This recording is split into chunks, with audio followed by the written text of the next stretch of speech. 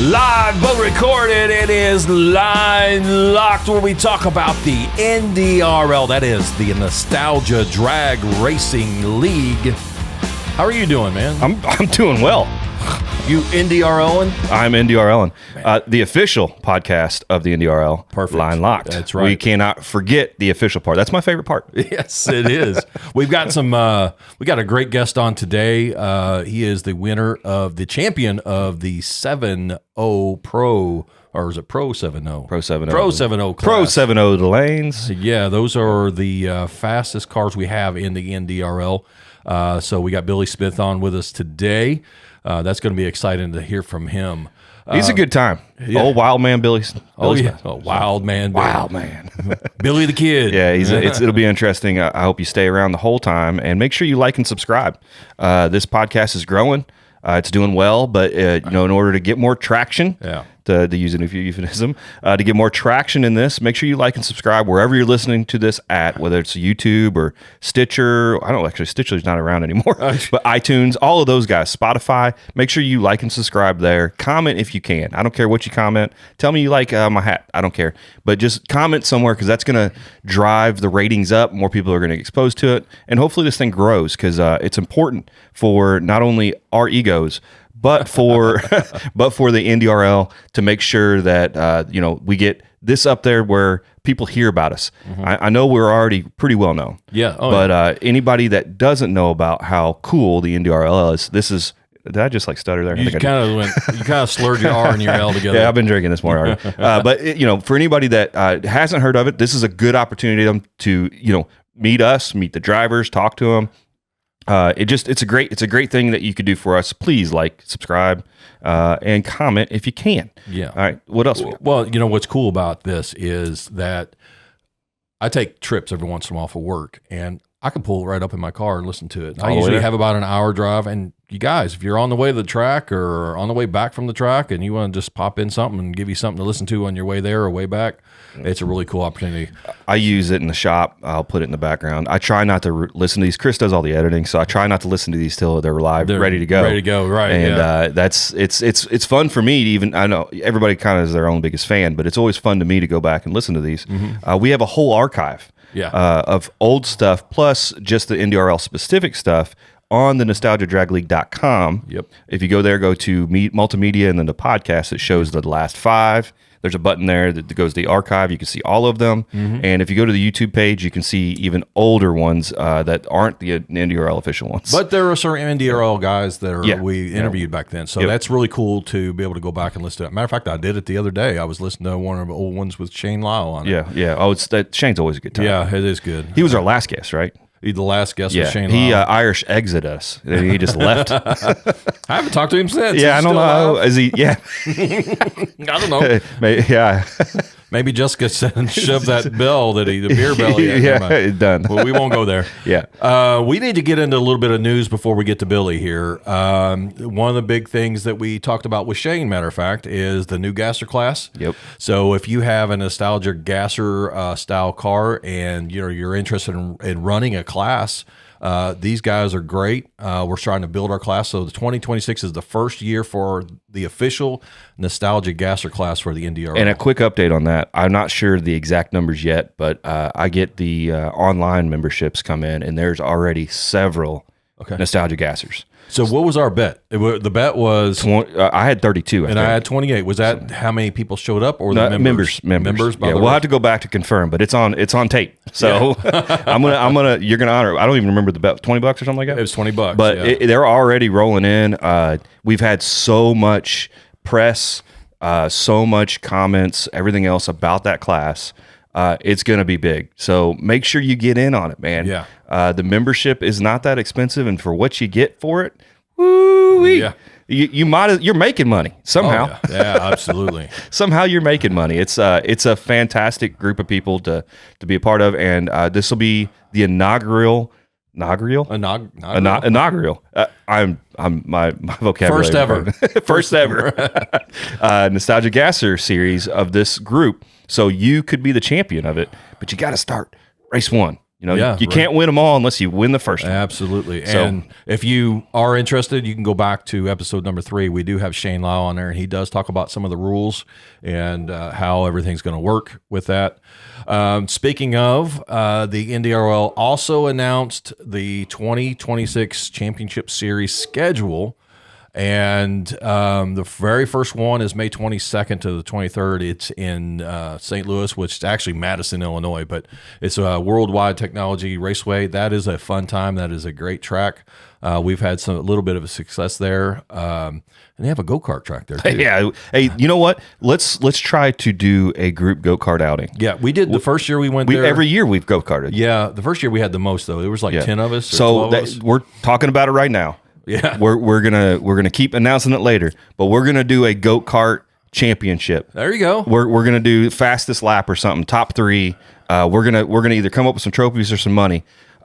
You heard it here first. Yeah, there you go. Because I just thought of it right now.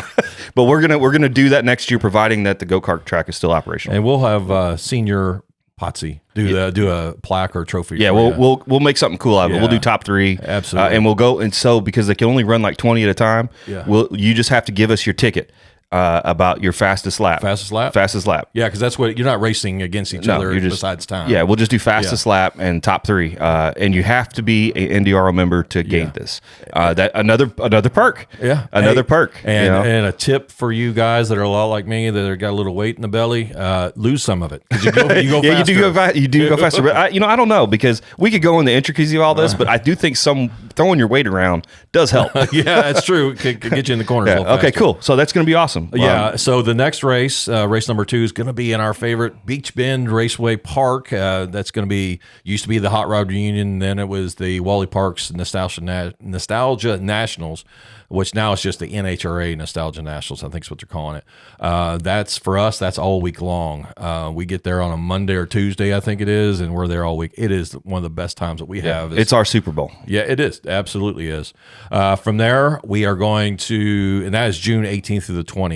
The next one, number 3, is in Indy. It is July 10th through 11th. It is the NDRL Hot Rod Nationals. And there may be some special guests at that race. I'm not going to say anything because it's not official yet, but there may be some cool things to happen there. And then we're going to a new track, July 31st. Now, if you heard me right, that is like 2 weeks from the race in Indy, and that is the correct date. NDRL Summer Thunder in Byron, Illinois. We personally have never been there. The NDRL, as far as I know, has never been there. They are going to have the funny car chaos going at the same time. That is going to be an exciting trip. I think it's 7 hours for us, you said? Yeah, we're going to do it. We're going to split in 2 days. I think that's going to be our longest trip. From there, we're going to Dorana at Killcare. That's in Xenia, Ohio. Xenia, Ohio. It's a Dorana Raceway. And then that's August 21st to the 22nd. And then September 11th to the 12th is Dorana again, but it's not the same track.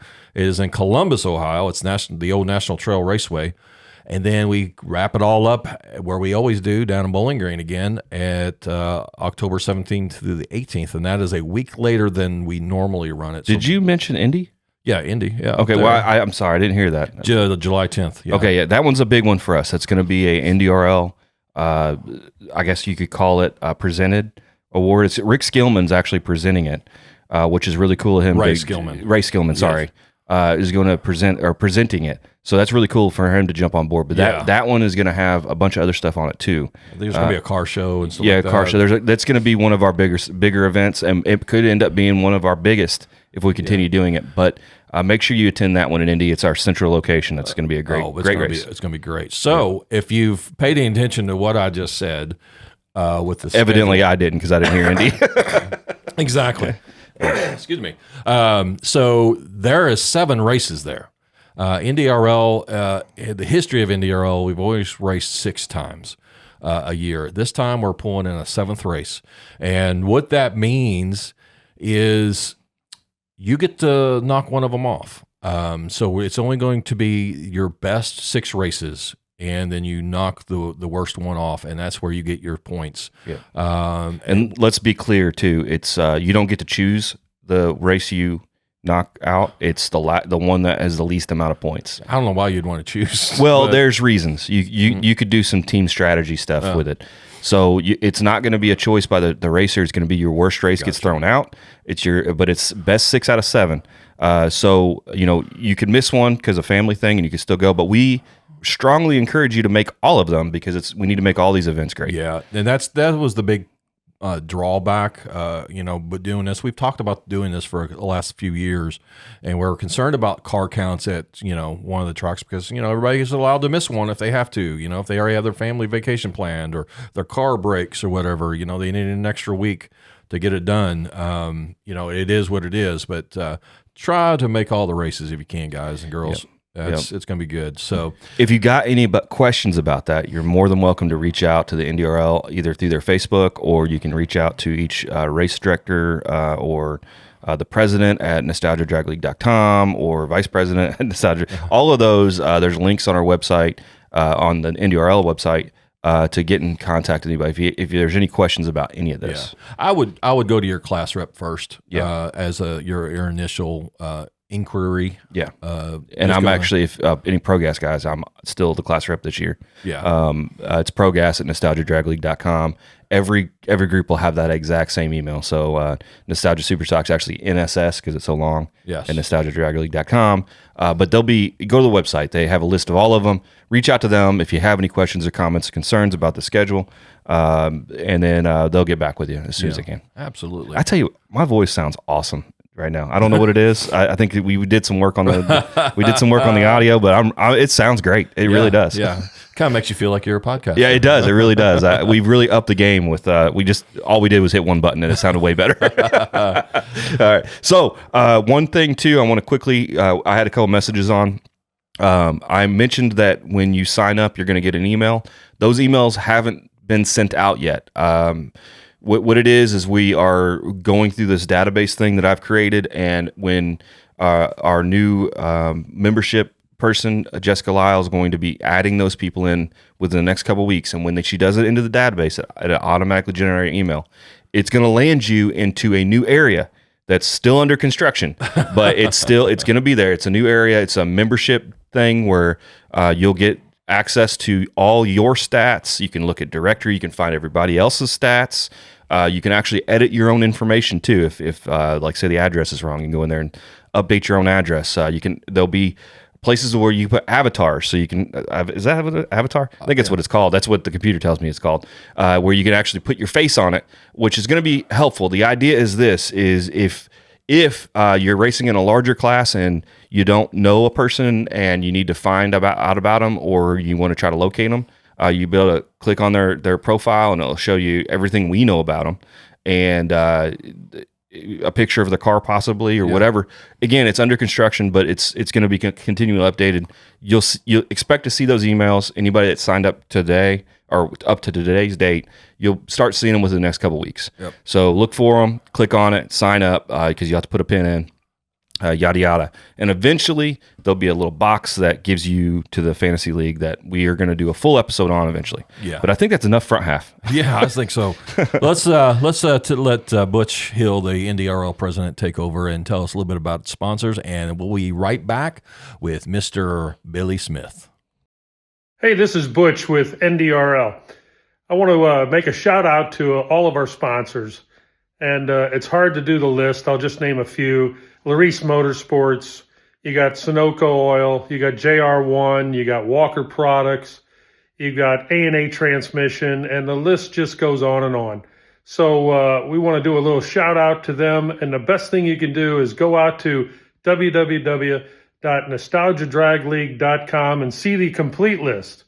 And as a matter of fact, if you're at a show or an event or you see them somewhere, please stop by and say something to them and say thank you from NDRL being part of us. So hope you have a great holiday season. We'll talk to you soon. And we're back.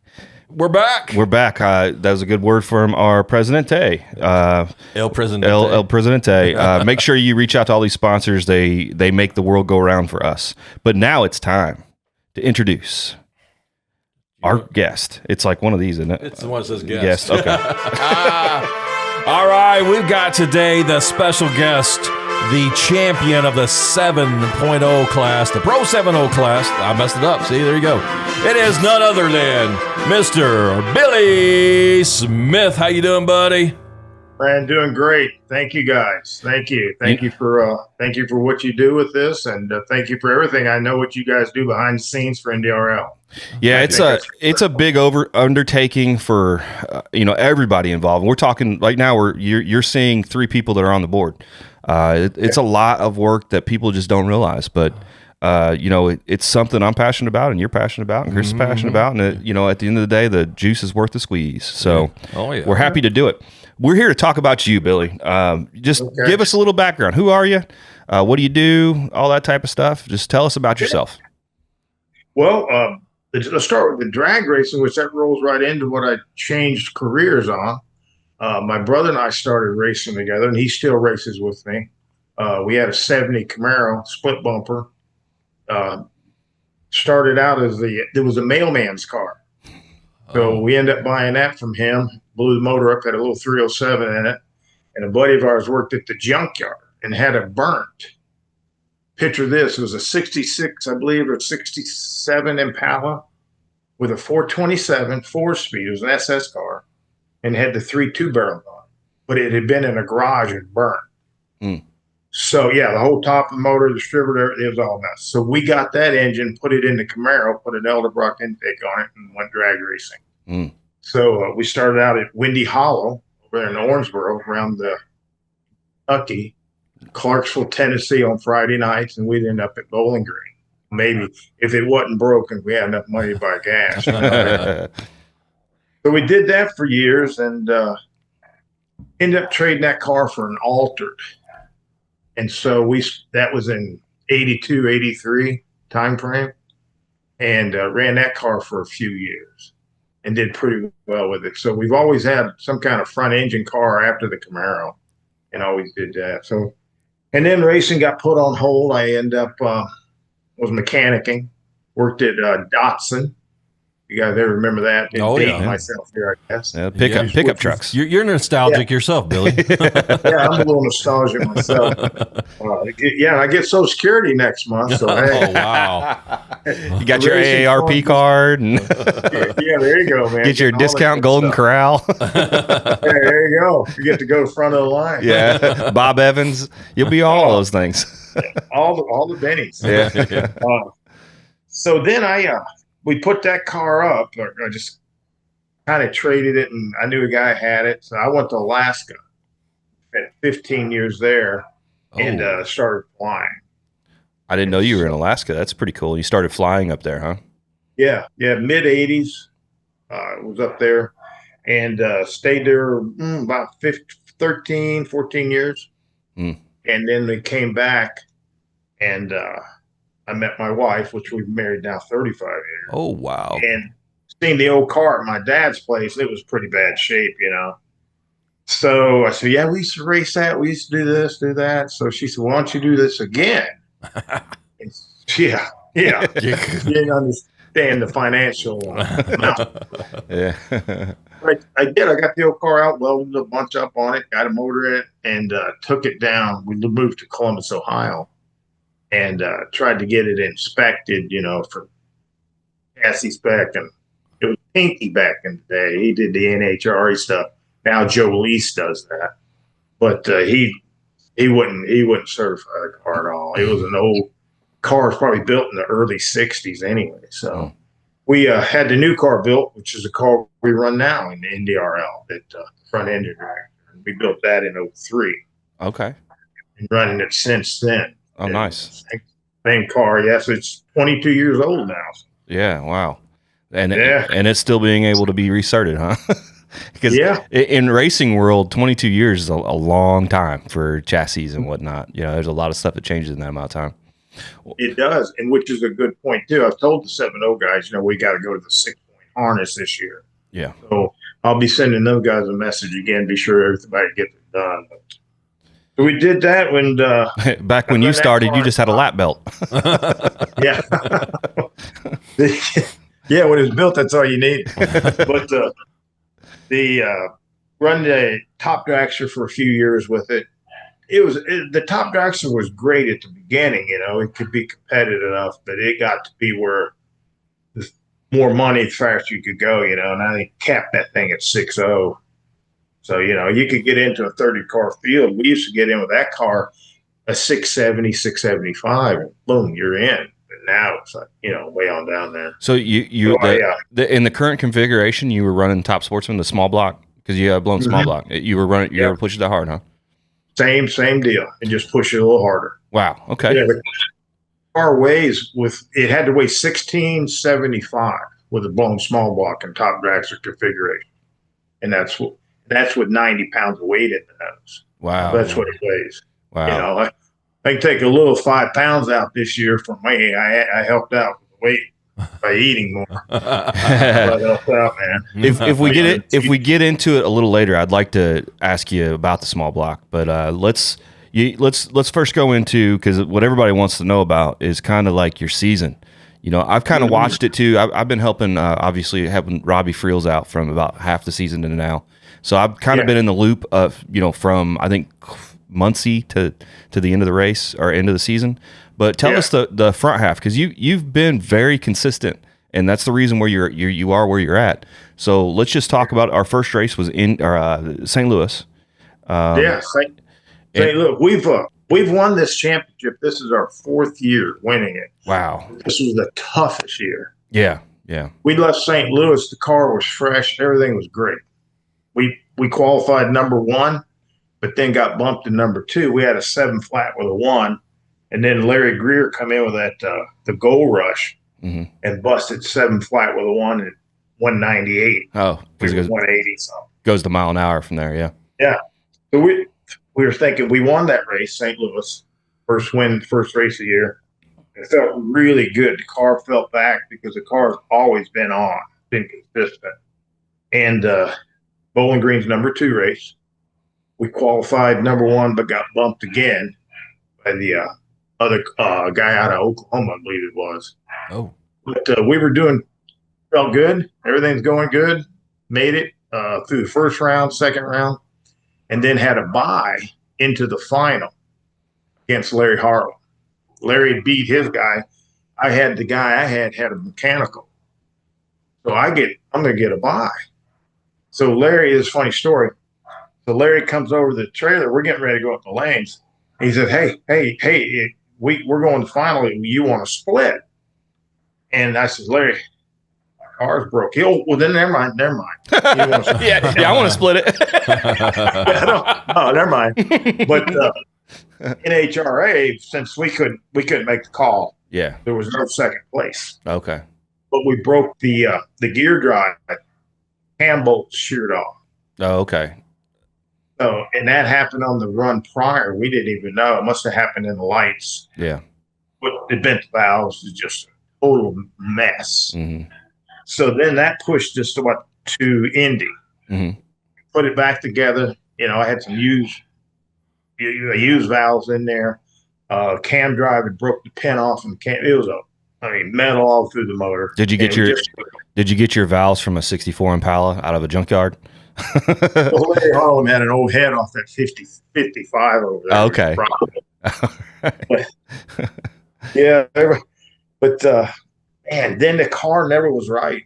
Yeah. From the Indy race, I've been running this same combination for over 20 years, basically.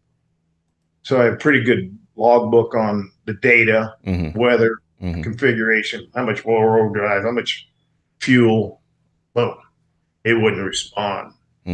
So there at the end, India just threw a tune-up at it. It should have won 660. Yeah. And it goes out on 702. Yeah. So we left that in there. We ended up red lighting at Indy, but we still left in number 1 spot for the points. Yeah. So then up comes Muncie, and we get there and first hit down the track, 701. Oh man, we're back. This thing's Billy's back. Billy's back. So then we couldn't get the thing to fall out of his tree again. Yeah. So again, we leave Muncie. We're still number 1. And then we made it, what was our next race after Muncie? It was Durana, wasn't it? Or was it? Yeah, National Trails. Yeah, yep. Well, we get there and it won't even start. Oh, no. Starting that. Not enough revolution to get any spark. So we go get a starter at Jegs, throw that on there. Then we go down the track, 760, 770. Oh, wow. Shoot a lot of the pipes. Just couldn't make it run. Huh. So a good friend of mine, Dale Canister, used to work at Fowler's. They run the Jawbreaker funny car. And he goes, well, maybe you're on the wrong side of the tune.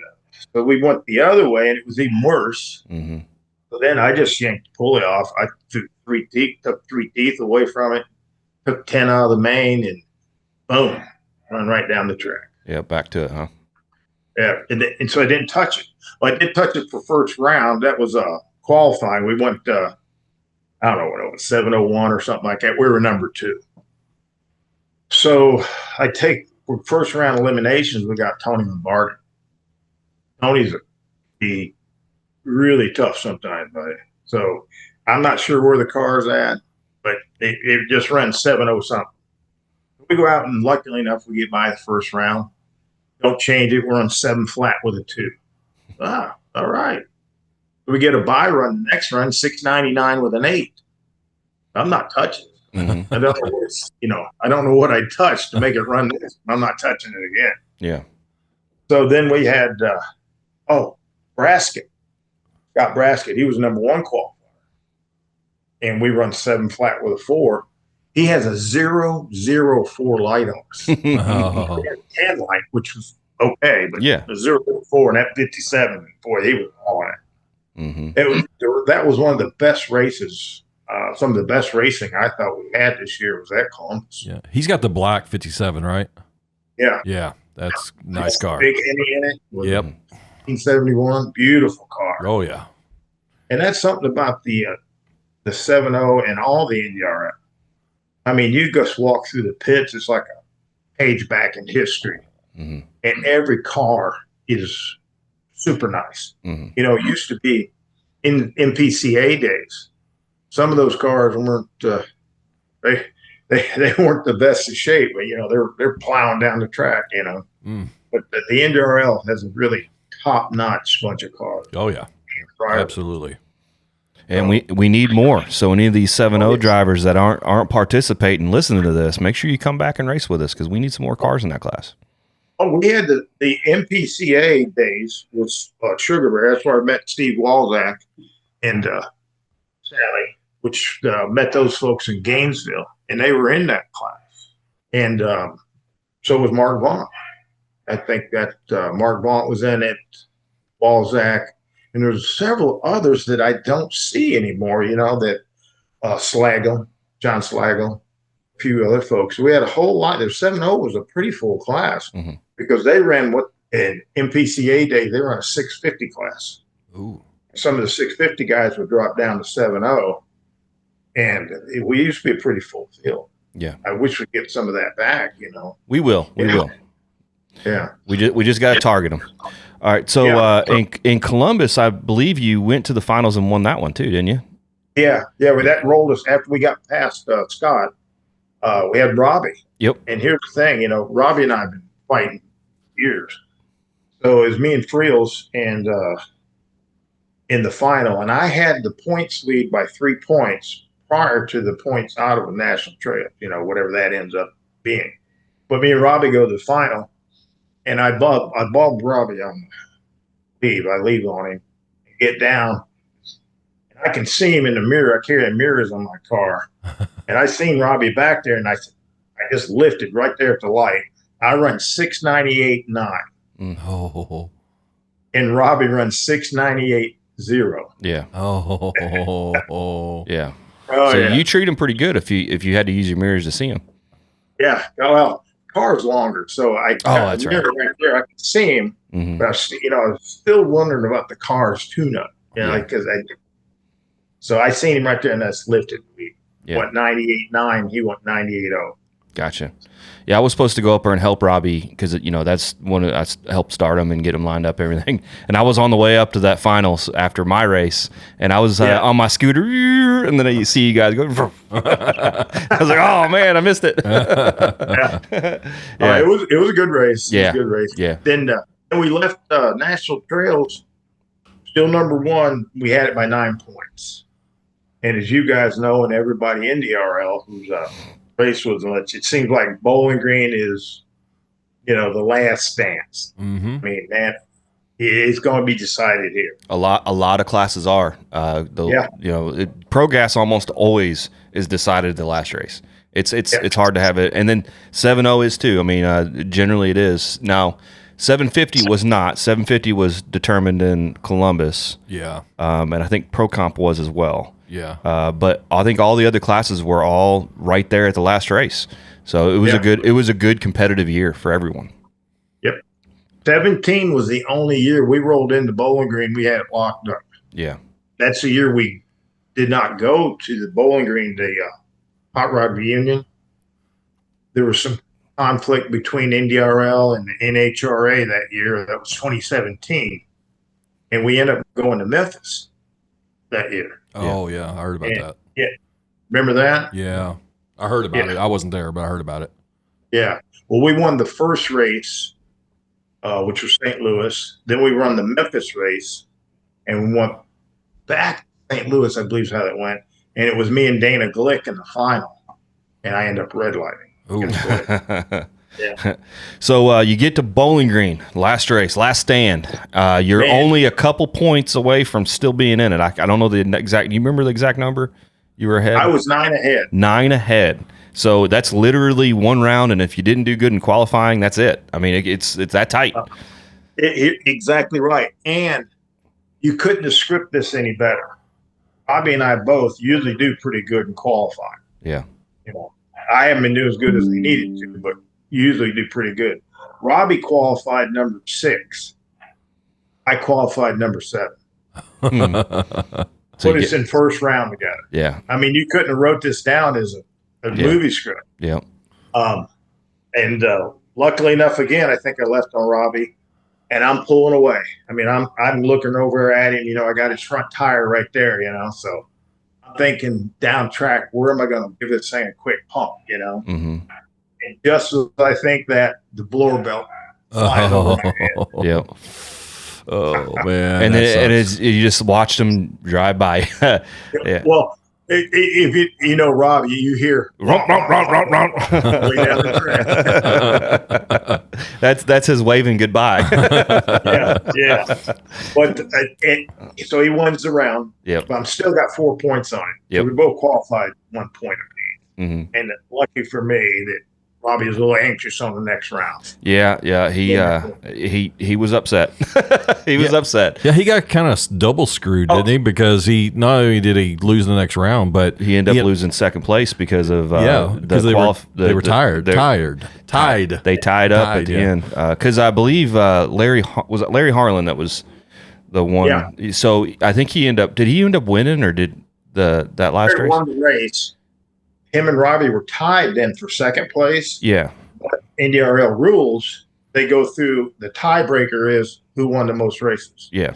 But since Harlan won that race, Robbie had won 1 race. Yeah. And Harlan won 2. Yeah, we talked about this on the Jeremy episode about how the tiebreakers break down. And I think that's something that we need to look at too. Just maybe change it up a little bit. Obviously, it would have to be at the very beginning of the season, but that's interesting. It was a sad day for Robbie, but a great day for Billy because arguably, Robbie had to screw up that second round because if he would have won one more round, he would have been the champion. And that's got to be a helpless feeling. The same way that we talked to Jeremy about it is your fate is no longer in your own hands. When that happened, you just had to let it play out and then watch whatever happens. And it's got to be a terrible feeling, but also an invigorating feeling. Mm-hmm. Like, I've never been to anything like that. It was that tight like that. I'm hoping to one day, but it's got to be a cool feeling to be up there. I assume you went to the stands or behind Robbie for that race? For the second round, or what did you do? Did you load up and go home? What'd you do? No, man. That was it's like you said. There's nothing you can do in your fate. And as far as let's go, since we're talking Robbie and I, 2014, we're in Milan, Michigan, right? Last race of the year. Robbie has me on the points championship by 4 points. We get there, qualify about the same. Neither one of us moved. He still has me by 4 points. We start eliminations. I get past first round. Robbie gets past first. All right. Second round, Robbie has Michael Sexton. Well, Michael, I'm watching. I'm in the lane, so I'm behind him because I've got my next round. Long story short, Michael, he's out on Robbie. Mm-hmm. Well, at the lights, Robbie clips him, but Robbie breaks out. Oh. Yeah. So I'm thinking, all right, all I got to do is win the next round. And I got whoever got out of between him or Michael. You know what I mean? Because I'd already ran my round and won. And then Robbie, he 4 points on me. Well, Michael just took Robbie out. So all I got to do is beat Michael. Well, here comes Jason Becker and Troy. They come over to my trailer and they said, hey, I'm going to let you know that we're going to let Michael and Robbie run again. Oh. Well, I start laughing my ass off. Oh, no. I'm thinking, he's just kidding with me, right? No, Robbie and Pat said that the lights weren't right, that Robbie shouldn't have went that fast. Well, hell no, he shouldn't. Yeah. But he did. Yeah. Well, I think I remember hearing the story. I thought, because it didn't his mile an hour say like 260 or something crazy, like it was a hung photo cell or something. I remember hearing about this, but I don't know the exact stories. I watched the race. I don't know exactly. I don't know if you could ever, it's 2014, what exactly happened. Yeah. But here's what happened though, Corey. Michael couldn't touch his car. Robbie couldn't touch his car. Oh, and they had to just rerun it. Okay. And then I had to sit and wait. Yeah. Oh. Those two guys run again. Same outcome. Same numbers on the board. Huh. So yeah, that's the second time Michael had won. So okay, so maybe this the one I'm talking about. Maybe it was a different scenario entirely. But I remember something like that happened. So they made him run it again. Same outcome. Now you still have to get through Michael. I still have to beat Sexton. Yeah. Robbie has 4 points on me. Yeah. So me and Michael pair up. Man, I gotta leave. That big Aries Hemi, he's going to track me down, right? Yeah. So I leave, and I'm pulling away, and here he comes. Boy, you hear that thing thundering. Michael goes past me right at the lights.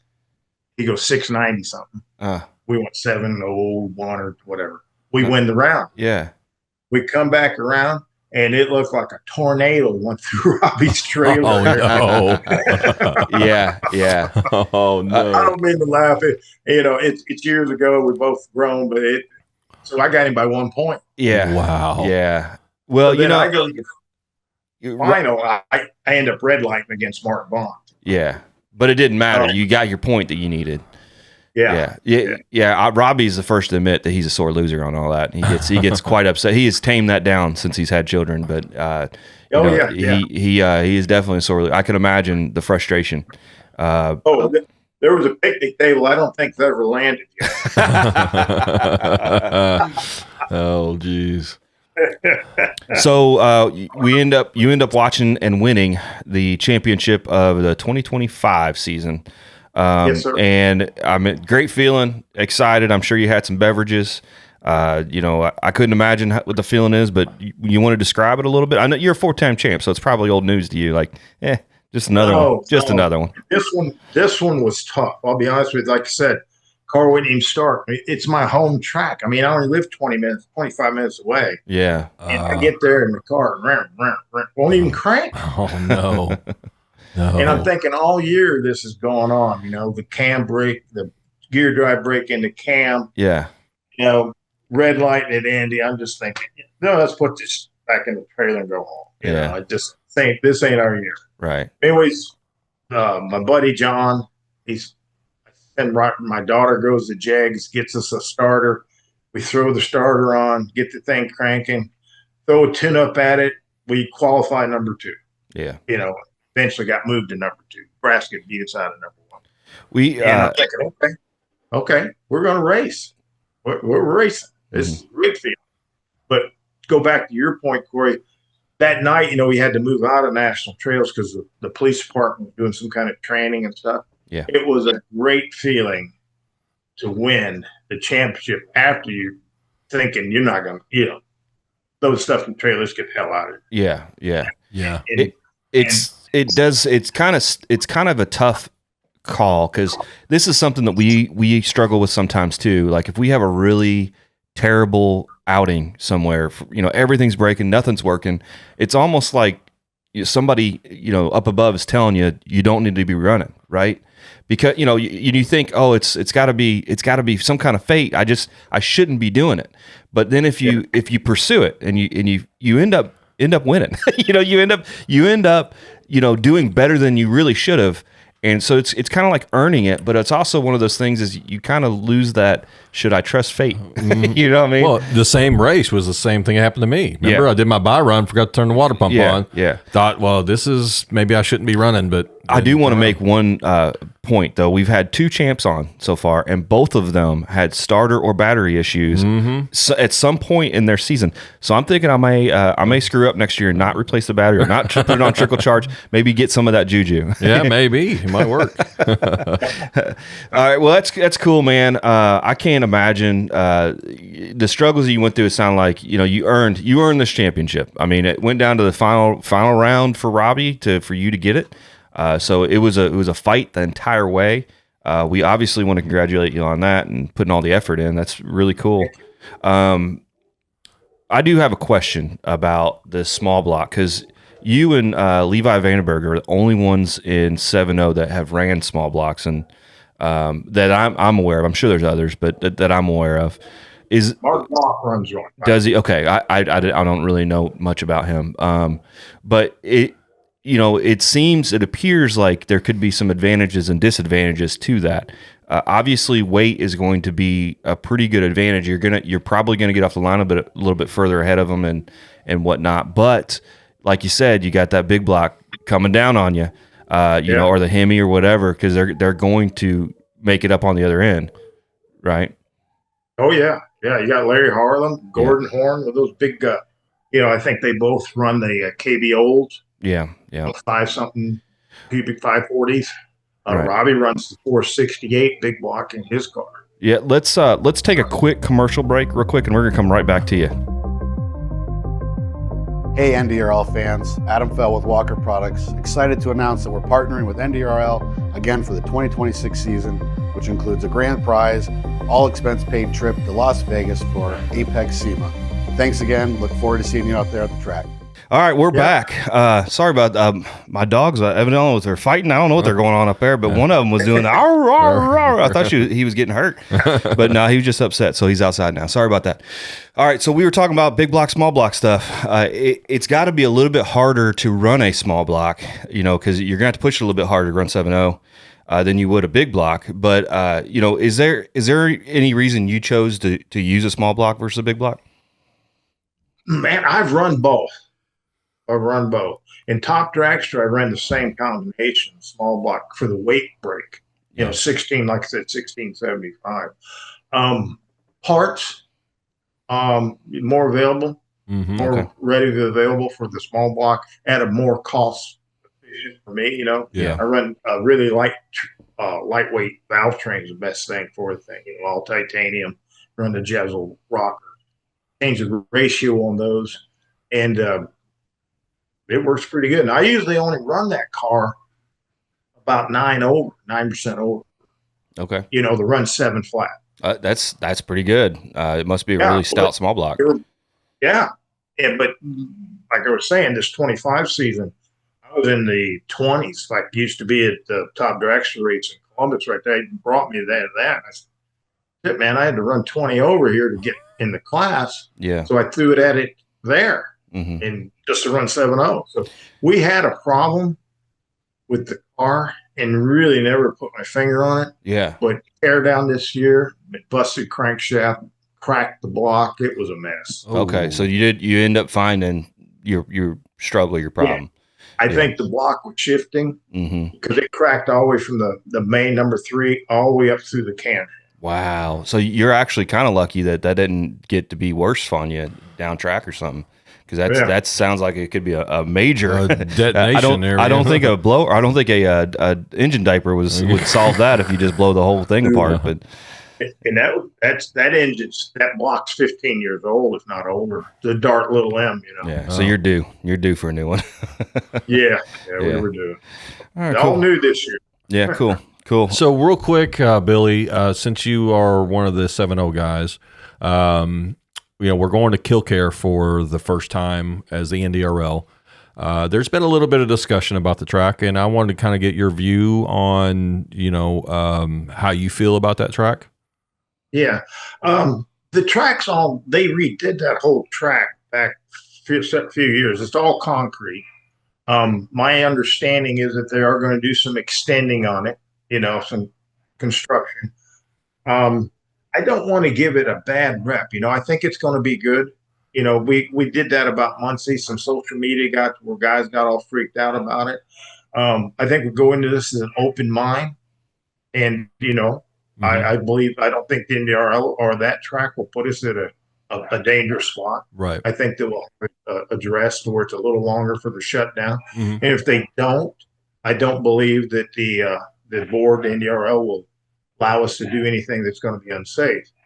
So I think the track's going to be good. It's really a good track. Like I said, it's concrete all the way down. Yeah.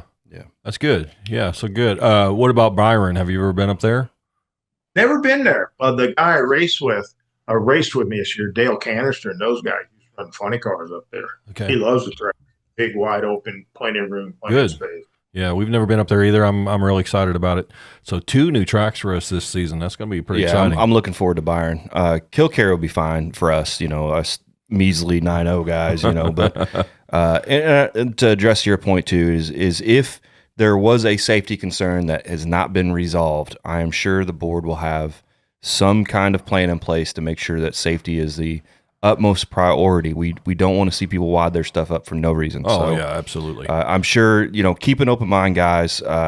There obviously there are some concerns that have been addressed and brought up, but they're working on it. We'll navigate it together.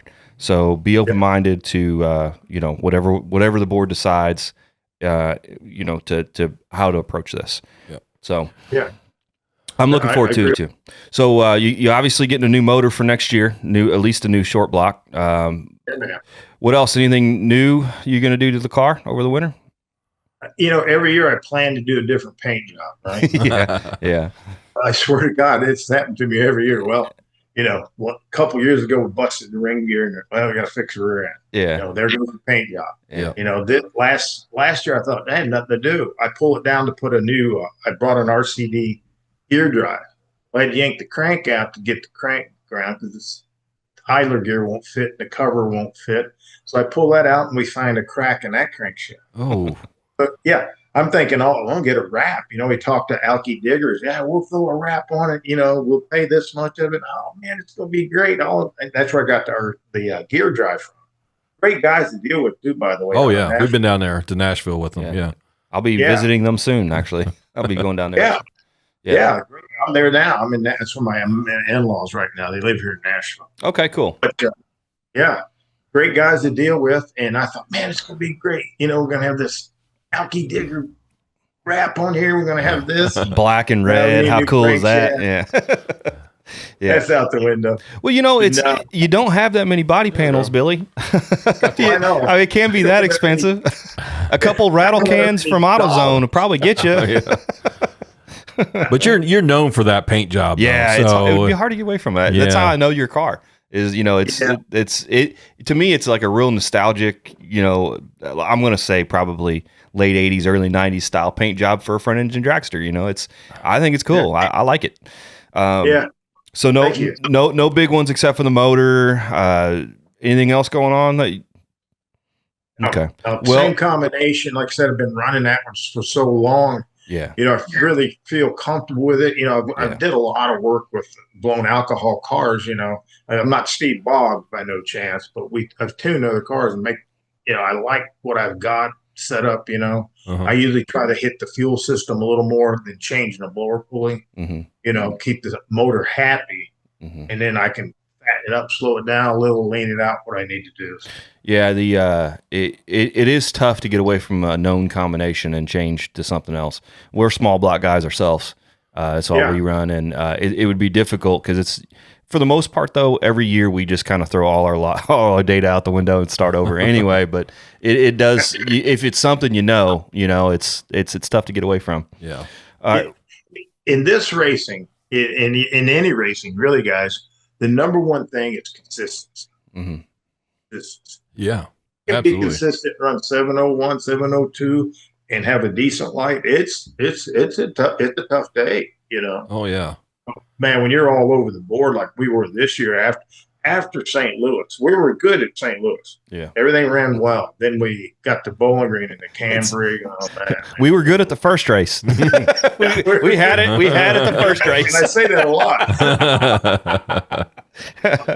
Well, I tell you what, Billy, how about you tell us anything and everything you want to about all the thanks and sponsorships or anything you want to do to thank all your people. I'm very sure his battery's charged up enough. First off, like I said, thank you guys. You're welcome. You guys, really, this podcast, this is something that gets out for the NDRL, gets the word out. And like we all say, this place is growing. And you got to thank Butch Hill and Bob and all those guys on the board that are, leaps and bounds. I've been here since I was let's go back. Mark Vaughn was the very first 7-0 champ. He was one of the board members that started NDRL, right? So the big thanks has to go out to him, Troy Wilson, Jason Becker, all the folks that were on that first line to get NDRL going. And it all came from the collapse of the MPCA. We were racers over there. Yeah. And that all collapsed. Walzak and all of us were over there. And then the NDRL got formed. So Mark was your very first 7-0 champ. Larry Harlan was in there, Steve Walzak, and then I was the fourth. So the thanks goes to those guys that got this going for sure. For today, you guys are more in click with that. You're doing the advertising, doing the podcast. We're getting so much stuff going on. So the big thanks goes to them. As far as my racing team, it's my wife, John, my buddy, John Stallings, my brothers. We've all raced together for years. So I got to thank them. And you guys all know this. Anybody that races knows. They see your face, but the work is the guys behind you, right? Oh yeah. You get to do the fun part, drive the car. Yeah. Now me, I'm a head bottle washer, tire changer, put the air in the tire, whatever else, cook the hamburgers. So that's a big thanks for that. My family, of course, the NDRL giving us a place to race and stuff like you guys do, man. This is really cool. Yeah. And I hope we can get more people involved, Yeah, we definitely need to strive for more 7-0 guys. I think it's coming. We've got some interest, and we just need to continue on the same path, or maybe adjust paths a little bit, just to get some more people involved. It's coming, though. It's coming. Yeah. So and on that, I talked to a CP Corello, new rods and pistons, from my car this year, and the guy's name is Justin, and he runs out on the West Coast, around California on 7-0. And I gave him our website. Hey, you guys come to Bowling Green, you can run out here on the East Coast too. You can come, come to a few of these races. Yeah, I know it's all. I'll give him a place to park his rig. He'll just fly in for the races. Yeah. Oh, we got people coming from Canada. Why can't they come out here? Texas. Yeah.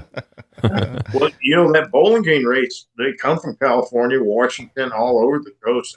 Yeah, that's pretty awesome. Yeah, for sure. Billy, man, it's been great having you on. We really appreciate you telling us your season, and congrats again for being the 2025. Like I said, man, this is our fourth one. Yeah, pretty pumped up about it. So got to get that number 5. Yeah, you got to tie with Jackson. Yeah, he got 4 or 5. He's got 5 now. He's 4 and 5 happened this year. So because he's ran, but not on the same class though. No, not in the same class, but still 4 and 5 championships. So that's pretty cool. All right, man. Well, we really appreciate you, man, coming on, talking to us. Make sure you like and share this with your friends, and keep this thing going, Billy. I again can't thank you enough for coming on, and appreciate you giving us your story. All right, man. Thank you, guys. All right, Billy. Talk at you later, man. See you. All right, man. That was good conversation. Yeah. Sorry about those dogs in the middle of all that. That was my bad. We normally put them outside, but it was kind of raining, so I left them inside, and nobody was hurt. Nobody was injured. Oh, well, so that's okay. I'm not real sure what was going on up there. If you didn't see blood, you're doing good. No, it was just a little howling. I don't know what's. But it gave us an opportunity to do a little more sponsorships there. I don't know if we have anything lined up for that. No, we'll have to figure it out. Maybe we'll do a little post thanking interviews here or sponsorships after this. Yeah. What do you got, Chris? What we need to get? One, while you were up looking at the dogs and seeing if anybody was hurt, me and Billy had a little conversation, and he reminded me about Walker Products is sponsoring the Vegas trip again, for the SEMA show, and he actually had a question which I didn't answer earlier when we were talking about the schedule. So the Walker Products prize is a trip to Vegas. They pay for your hotel, your cost into the SEMA show and the Apex show, and then a little bit of cash. I happened to win it this year, and it was one of the best times I've ever had. But his question was, now that we added a 7th race, you have to make them all. No. Okay. So we did decide that you only have to make 6 of the 7. Okay. So it still keeps fair because, 7 races is a lot for someone to show up to all of them. And we know everybody's not going to show up to all of them. Yeah. So you only have to have 6. You only have to be at 6 of them and your name gets drawn in a hat. I respect it, but I kind of wish they would have done 7. That would have given a little more perk for somebody to go to all of them. Well, maybe the 2027. Yeah. But we'll see how this year goes. I could see it go either way on that one. But, yeah, that's cool. Yeah. So you just got to make 6 of the 7 in order to be in that. So last year, you had to go 6 to 6. And how many names were there? There were only 40 names? 40 or 50, I think. Yeah. So you got pretty good chances. Oh, you got really good chance. But not this year because there's going to be so many people that get to 6 races that it's going to be, there'll be 100 and something people in that. Well, if I was any kind of, not a role model, any kind of example of how good it was and how worth it was to win it, you guys need to be to 6 races at least so you can get your opportunity to win that. Yeah. And that's by Walker Products again. I know they are some amazing people. And they actually showed up to my wedding while I was there. That's cool. Yeah. Got married by Elvis and had a couple of those guys show up. And we're going to try to reach out to them and see if we get them on the podcast, talk about the products. That would be excellent. They're the last stand in carburetor kits and everything else. Yeah. They make other stuff too. So yeah, it'd be interesting to hear their story because they've been around a long time. Yeah. Well, let's go over a couple emails real quick, or comments, and then we'll wrap this thing up. I won't name who wrote these comments, but last episode, episode 3 with Shane Lyle, we had someone make a comment. In my opinion, 8th mile straight axle drag racing provides a safety margin for someone who wants to build a car to run a 5-second ET. In my opinion, with a straight axle car going tons of air under the car at 140-ish miles an hour makes quarter mile a little bit more hairy. Basically, it was 8th mile versus quarter mile on those straight axle cars. I'm going to say he's right because that's part of the reason I've done what I've done because I was scared to go, 160 with a straight axle, especially at the quarter mile. It gets real windy. Yeah. And then you also have to worry about the tires doing the whole death wobble thing too. So yeah, I agree with him. I think it is a good safety margin for that style car because of what their requirement of having a straight axle, and most of them are nose high. Oh yeah, definitely. And one more real quick. This was back on episode 1 with Butch Hill, the president, was on there. Comment says, I don't think I would make the effort to show up for 8th mile racing. That's the opposite. Yeah, exactly. My draw to the NDRL is the quarter mile racing. If 850 and faster went to 8th mile, I would understand, but 850 and slower need to stay quarter mile. So that's a pretty big argument as far as a lot of people do. You're either on one boat or the other, quarter mile or 8th mile. What do you prefer? Well, we've talked about it before. I prefer 8th mile just in parts retention. Yes. It's weird because you're in the last half of the race the least amount of time, but that seems to be where things blow up.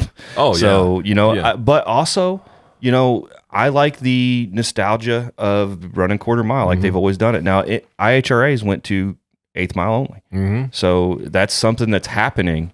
I think the NDRL stance on it right now is we're going to run quarter mile as long as we can. And hopefully we'll stay there until, you know, we're not racing no more, which, you know, we're going to be old like Billy. So we're going to be around a while. I'm already old like Billy. You're 12 years younger than me. I spotted my first gray hair. No, did you really? I've got some of my beard and mustache, but I found one. I plucked that thing right out. My beard turned white probably when I was 40. Yeah. But yeah, it comes. It is. All right. Well, man, this has been a great episode. Again, Billy, thank you for coming on. It was really awesome of you.